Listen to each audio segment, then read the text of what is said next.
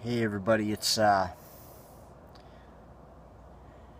6th, about 10:30 in the morning, and I started around say 6:30 or 7 on a prime example here of what happens whenever a sailor involves love burly people. Yeah, landlubbers, I said it. To be a part of a crew and to have decision-making authority in repair efforts. So before I mention this, I should say that I will always have an eternal amount of gratitude for the efforts that my immediate relatives put forth in the initial transit from the Philippines to southern Japan. For the most part, the things that they did were extraordinary for average people, and extraordinary even for an average person like me. And one of the consequences, inherent consequences, that goes in concert with involving oneself with those who are not passionate about the sea or mentally involved in sailing or even fine craftsmanship at any level, in anything, is this is a prime example of that. Before I departed from the Philippines, I went around the boat and took a bunch of measurements of hardware that I needed. And while I was working on the engine bracket for this boat, my mom and my old man went out and they bought some hardware, and they came back with a bunch of steel. And we all know that 316L stainless is a standard for hardware, and 304-18-8 is a barely acceptable second for applications that are not intensely loaded. Of course,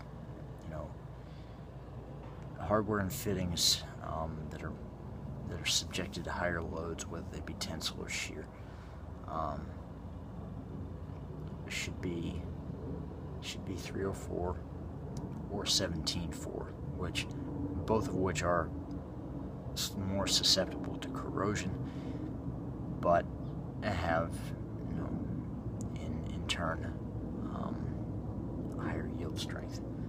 But basically, getting away from that, so it seemed like a small thing. It really did. 3 small machine screws, flathead machine screws, M4. These are actually M6. No big deal. I'll just take them out when I can. Take them out when I get to Japan. That's what the old man said. Oh no, you can fix that when you get to Japan. It it is far worse to do something wrong once and then right again later on correctly. You'll spend 3 times as much time. Just do it right the first time. You'll never have another opportunity as good as the one at present to do things correctly. And so I went along with the installation of these 3 small screws, a minor thing, no big deal. And fast forward here, post passage, and they've of course completely wasted away in the fitting that they went in, and the holes in the cord deck have to be drilled out, oversized, which really they should have been to begin with. These holes were not sleeved with annuli, and they should have. But now I have a fitting that has to be heated and quenched in oil, and even after I remove these rusted fasteners, the the fastener seats are probably going to be destroyed. I'm pretty sure this is a cheap plated fitting. It may be stainless, but it's going to take a couple hours of time to remove all the rusted fragments and polish and passivate it and render it suitable to be commissioned again, and all because a small corner was cut. And rather than going back to the hardware store and getting the right frickin' 3 bolts and never having to worry about it, now I get to deal with this.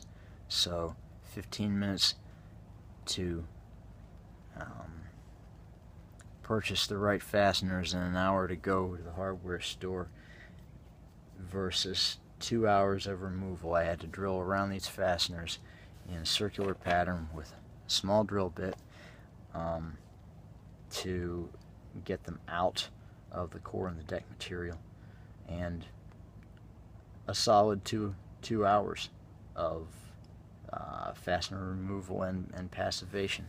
So it's a no-brainer, folks.